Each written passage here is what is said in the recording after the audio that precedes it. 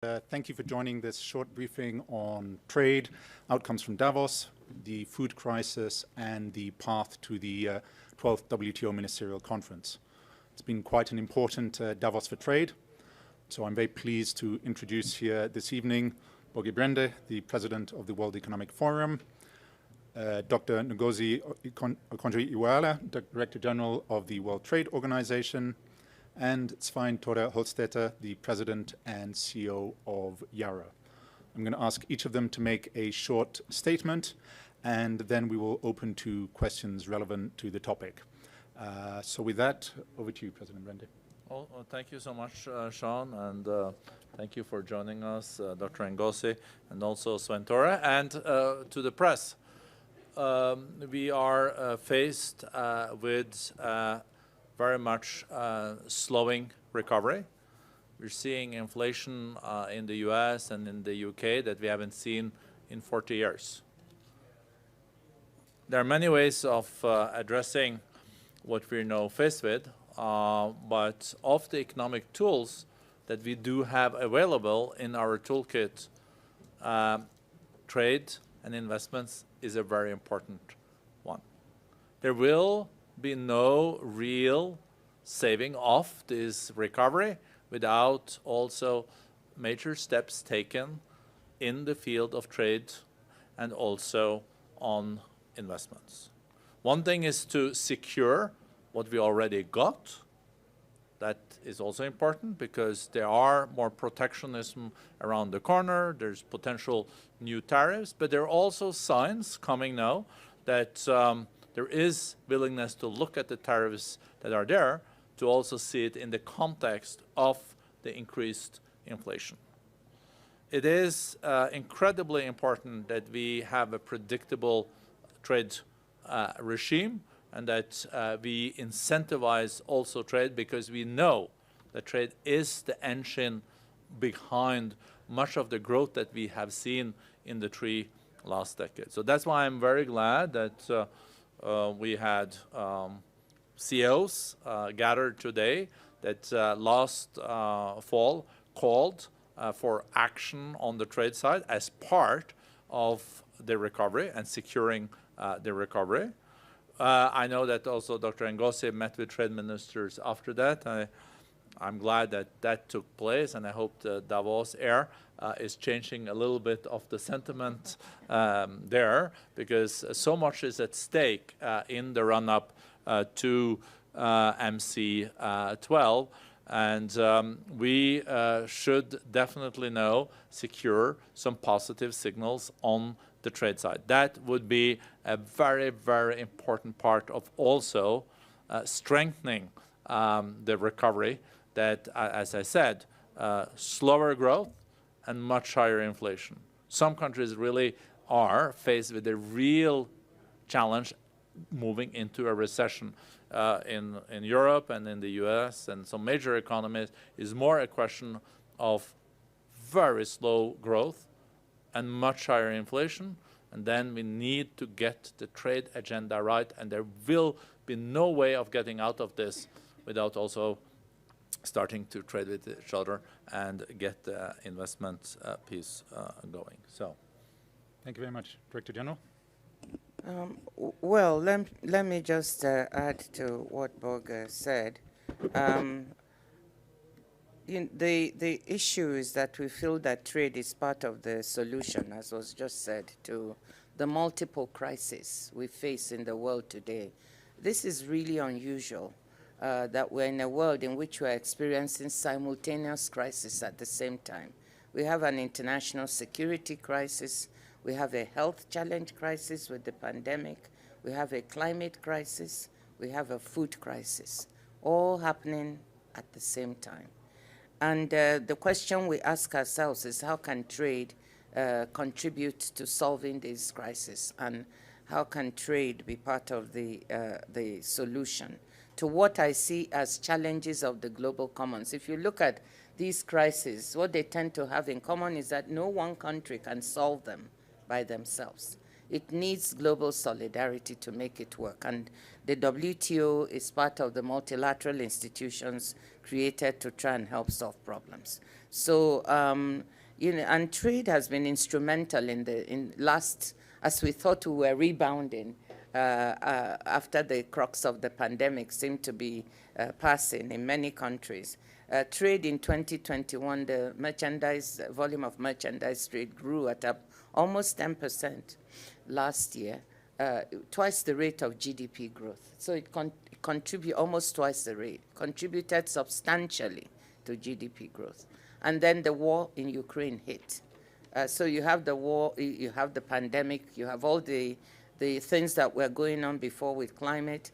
And so we've had to revise down projections. We had been projecting 4.7% for growth in merchandise trade for 2022. We've had to revise it down to 3%, and we're projecting 3.4% next year. And there's a lot of uncertainty around this projection because, for the first time, we really feel there's so many uncertainties, and most on the downside, a lot of downside risks, because we just don't know the way things will go, for example, the war.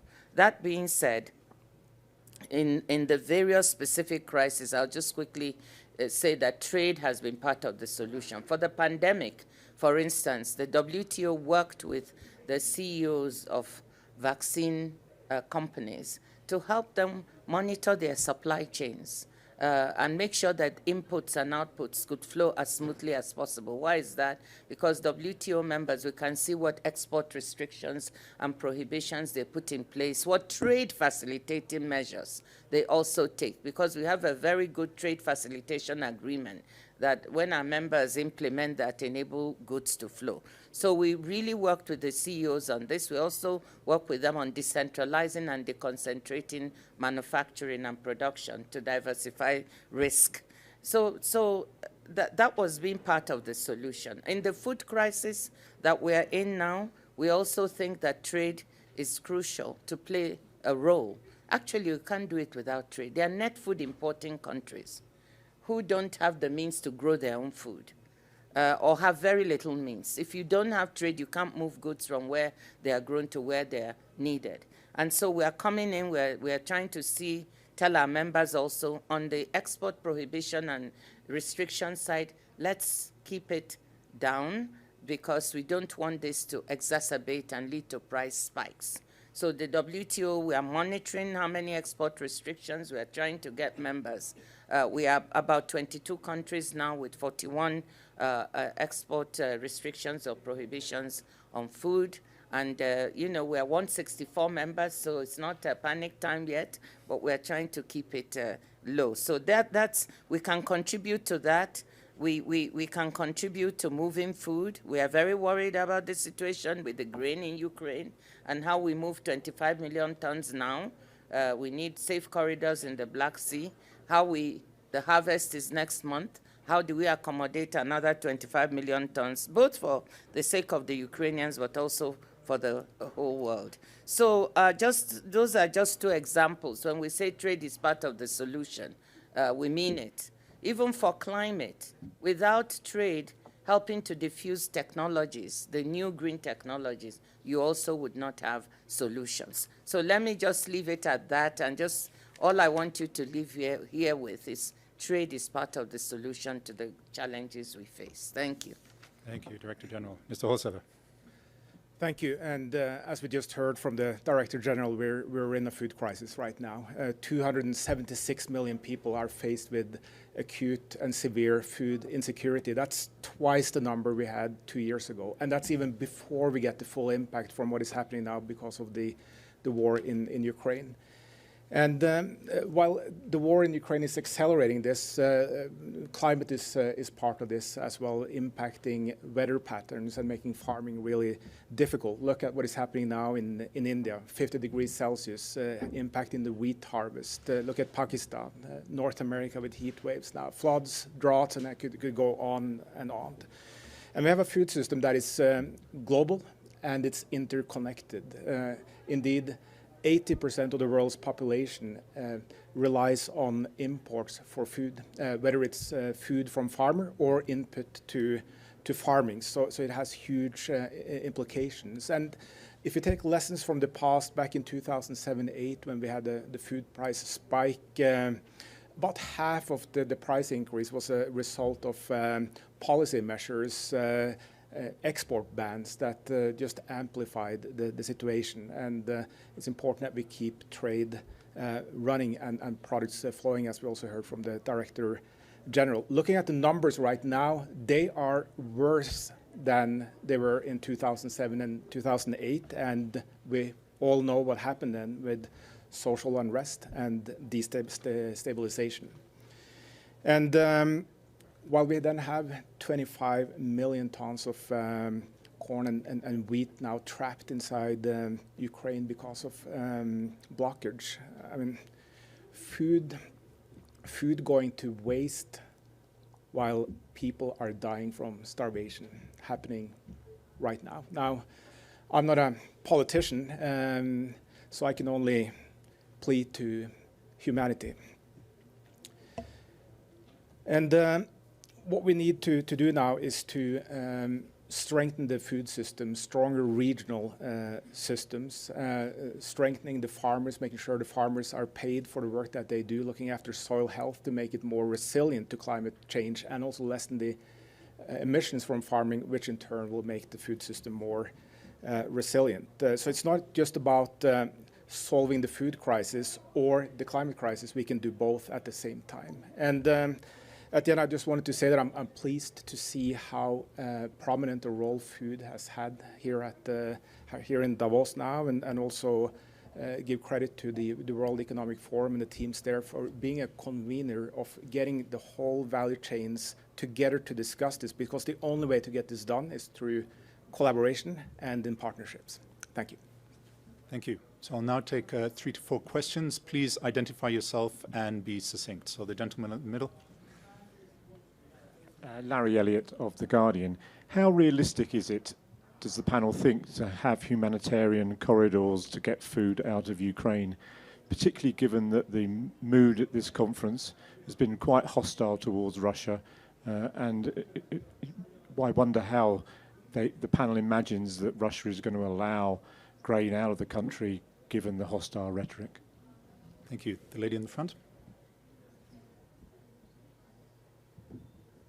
Sophie Estienne with AFP, Agence France Presse. Actually, my question was related to that one. It was maybe if you could, is there some details you can give us on if concrete negotiations are going on for that corridor, and how far has it gone, so, or not far? Thank you. The gentleman with that. Hi, I'm Jamie Keaton from Associated Press. Wanted to know about the lifting of export controls as a way to get around. Is there any way that tariffs can be lowered? This is for Dr. Ngozi, by the way, sorry, Director-General. Is there any way for there to be reduction in export controls? You mentioned 20-odd countries. Could you just tell us? 20, yes. Could you just tell us a little bit more about that, about what the prospects are of trying to reduce barriers to trade so that the food that is blocked from getting out of the Black Sea, maybe there could be ways of offsetting that through export controls and tariff reductions elsewhere. And I'll take a last one from the lady here. Thank you very much. My name is Adefemi Akinsanya. I'm with Arise News, which is a Nigerian network. My question is both for the director, well, actually for all of you. If we are looking to the future, I know that earlier on in the week, we had the European Commission say that in response to what's happening in Russia, they are going to not only ramp up their own food production levels, but support African countries in order to do the same. I would like to know what you'd expect that support to look like. And also, when it comes to food producers or fertilizers, what type of support will you need to ensure that, just like the Secretary-General of NATO said, countries should be a bit more intentional and perhaps focus on making sure that they are aware that freedom is better and stronger than free trade. So what does that mean to you, and what can we expect? Thank you. Say that again. Freedom is better than free trade. That's what you said, yes. Thank you. So maybe I'll start from the far end. I'll allow each panelist to answer any of the questions they feel qualified to. Any you would like to take on? Whether I'm qualified to make any predictions on safe corridors, but you know, here we can only plead to humanity, but we cannot put all our hopes on that happening. And then it's about what can we do now in the short term. Well, one thing is to make sure that we strengthen the last safety net that we have out there, and that's the World Food Program. They are $10 billion short of funding. So that is one area where private individuals, wealthy individuals in particular, corporations and governments can do something to make sure that that funding gap is bridged to help them to support the ones most vulnerable. There are also grain inventories in many countries of the world that could be released in the short term, and it's also about helping farmers that now cannot afford inputs, and we're seeing that across many areas, and we're working now in West Africa and Ghana in particular from our side to help farmers to get access to affordable inputs in order to have a direct impact on this harvest. Thank you. Director-General. Well, thank you. Very good questions. Just the first one and two from Larry. Hi, Larry. Long time. Yeah. And yeah, I know. And AFP, you asked two similar questions. What I can tell you is that the Secretary General, the UN Secretary General, is engaged in this. He formed a crisis group composed of key UN agencies or UN-related. WTO is part of it to look at the food, the energy, and finance aspects of this crisis. And part of what he's looking at is these issues of creating safe corridors and looking at alternative means of evacuating Ukrainian grain. You know, rail and other means can take 1 or 2 million tons, but it's very difficult. So we really need the Black Sea. And I know that some work is going on behind to try and see if we can get a solution on that. So the Secretary General is involved. And then on lifting of export controls, the prospects, I think the prospects are decent. First of all, with all the monitoring work we're doing, and when you monitor, you get the results, you publish, transparency helps. And so our members see that, and you see who is putting work control. So that's what the monitoring and transparency function, and it helps to put pressure on members or countries that are doing this. In any case, the WTO, for security reasons, you can do this for periods of time, but it has to be temporary, transparent, and proportionate. So they know it cannot go on forever. So this really helps, and I think that's why we're at 22 countries as at now. We're trying not to go further. You know, as Sven said, you know, there may be countries that have additional, and hoarding doesn't help at this time. So instead of putting an export ban, you know, allowing your exporters to export the grain or whatever other food product, including substitutes, is what we need now. We're strongly encouraging that.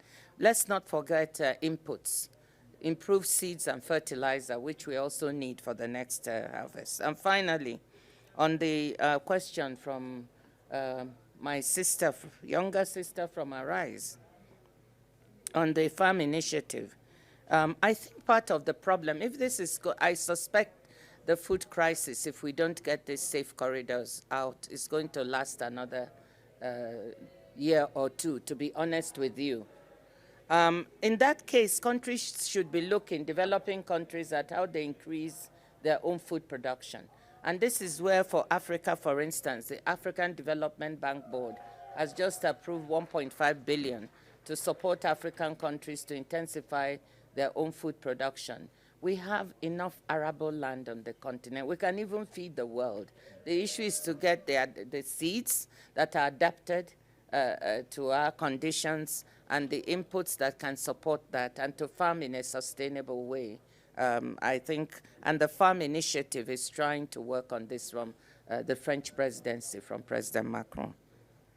So I don't know about freedom is better than free trade. I think free trade and freedom are very much linked. Thank you. President Brende. No, thank you. And I think we're facing a food crisis that we've not seen in decades, and it does not help if additional export bans are introduced and potential hoarding, as also the DG mentioned.